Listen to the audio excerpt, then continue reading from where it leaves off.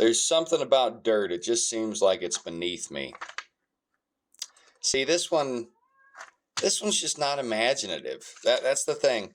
I mean, if you're gonna go with a pun, you can't. If you're gonna go that dry, you've got to offset it with something.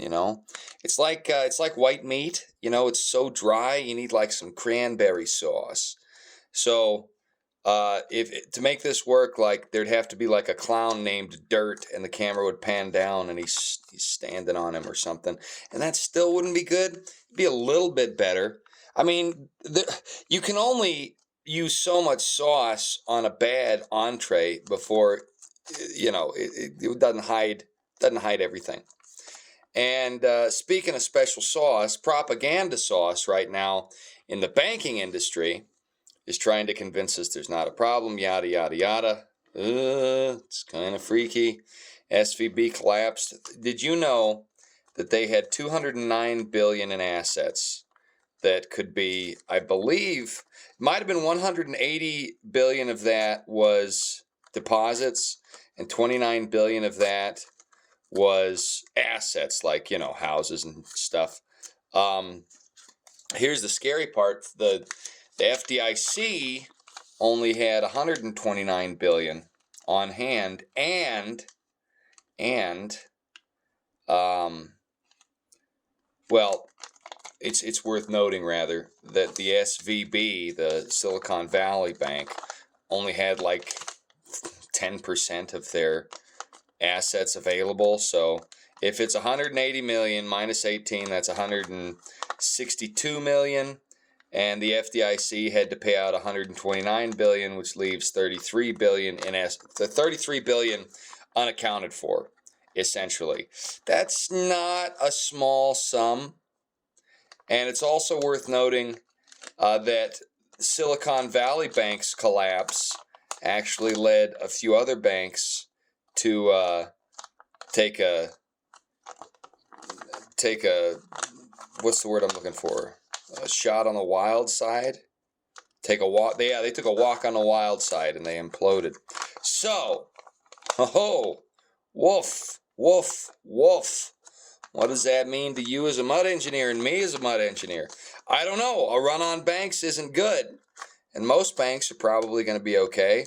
But a lot of banks are going to be hit by this. And the FDIC has imploded because the Silicon Valley Bank is one of the biggest ones.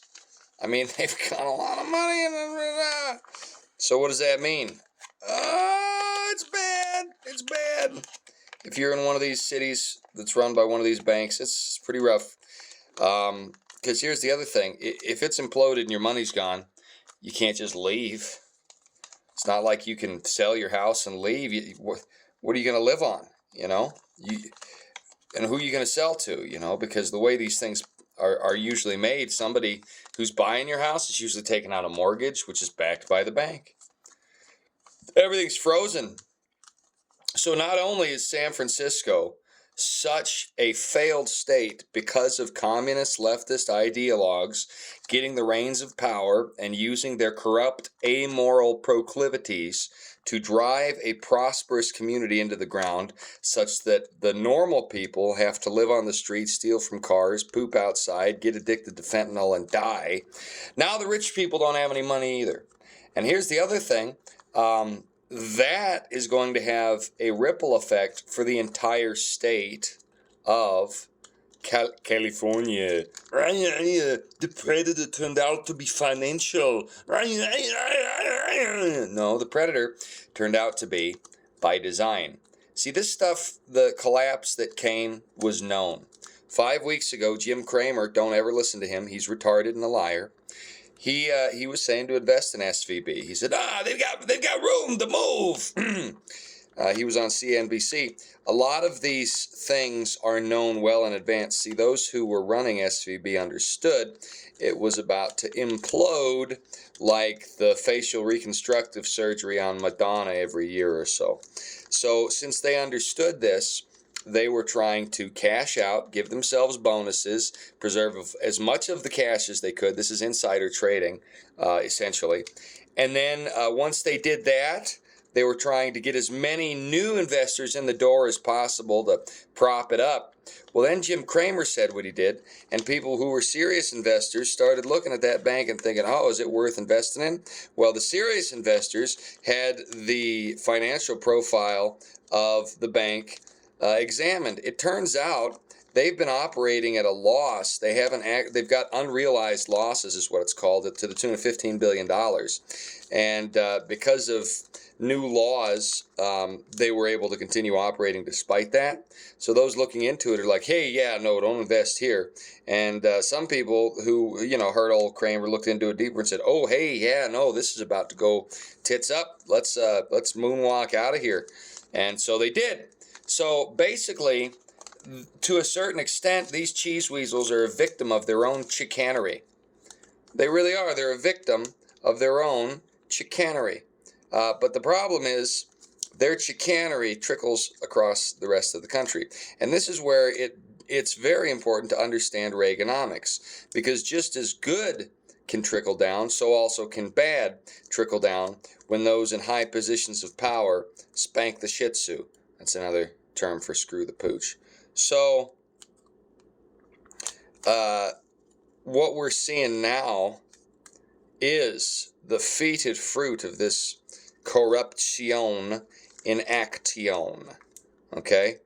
And it is corruption, and it is known about, and it is entirely preventable, and the reason it happened just now has to do with spiritual wickedness in high places. Notice also that SVB began 3 years ago to have their diversity, equity, and inclusion, the die.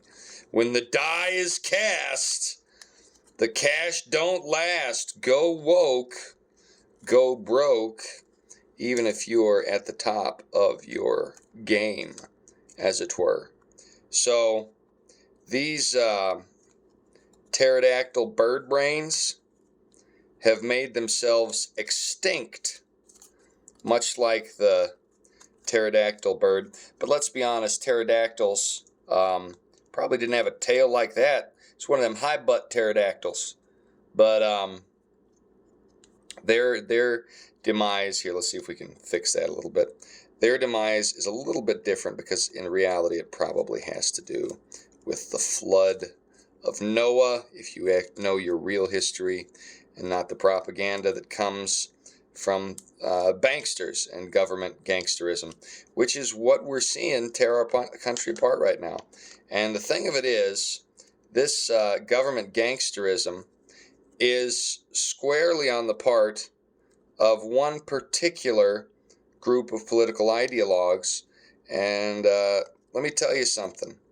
The particular political ideologues that are pulling these shenanigans, well, let's just say they didn't vote. Let's just say they would not have considered Trump to be their president. I'm making this a tactical. I could be backwards. Yeah, that's the ticket. We're just going to turn it backwards because that looks kind of cool. So, down you go. There we go. Here we go. It's a pterodactyl that goes both ways. I don't know what this is, and neither do the people running the government know what they're doing. They seem primarily here to lie, cheat, and steal the resources of those they are ostensibly supposed to serve. So they really are like a bunch of reptiles.